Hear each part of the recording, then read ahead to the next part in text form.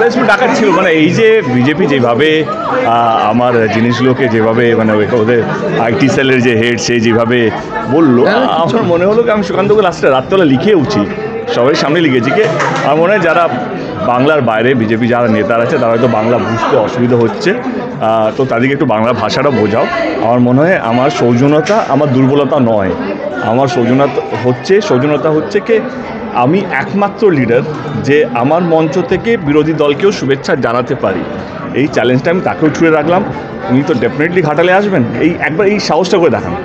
বিজেপির কোনো স্টেজ থেকে একজন টিএমসির কোনো নেতাকে কোনো প্রার্থীকে একটা বলে দেখান তার দলকে অ্যালাউ করবে না, সে কি বলতে পারবে, এটাও রইল। আমি বলবো বিপ্লব দা, দুদিন ধরে বিপ্লব দার সঙ্গে আছি আমি, মানে বালুরঘাটে আনাচে কানাচে ঘুরছি আমরা, যেইভাবে মানুষ রাস্তায় নেমেছে এবং যেভাবে মানুষ তৃণমূল কংগ্রেস এবং বিপ্লবদার প্রতি যে বিশ্বাসটা বা আস্থা দেখতে পেয়েছি, এইটা নিয়ে কোনো সন্দেহ নেই যে বিপ্লবদা জিতবে না। কত মার্জিনে জিতবে সেটা আমাদের সময়ের অপেক্ষা। দেখো আমার মনে হয় কি, দেখো যে কোনো লাস্ট দুদিনে যদি একটা প্রার্থীর প্রচারে এত ভিড় দেখলে যে কোনো বিরোধী দলে একটু মাথাতে একটু যাই হোক একটু করে, তো কালকে আমার মনে হচ্ছে সেটাই হয়েছে। হয়তো বিজেপির লোকাল যারা আছেন বা সরি আপনাদের বালুরঘাটে যারা আছেন তাদের একটু ডেফিনেটলি একটা হয়েছে।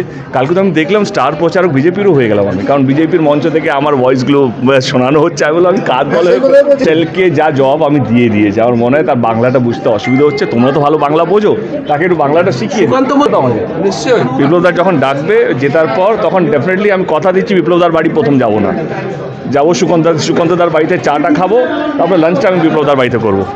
আমি জানি রাজনীতি এমন একটা জায়গায় চলে গেছে, একটা মঞ্চ থেকে অন্য কোনো প্রার্থীকে ভালো বলা, আমি বলছি রাজনীতি এমন একটা খারাপ জায়গায় চলে গেছে, একটা মঞ্চ থেকে বিরোধী দলের নেতাকে যদি ভালো বলা হয়, সেটাকে তারা যদি অস্ত্র করে নেয়, হাতিয়ার করে নেয়, তাদের এটা শিক্ষার ভুল। আমার মনে হয় কি এইটাই হওয়া উচিত। কেনই বা হবে না? আমরা কি যুদ্ধ লড়ছি?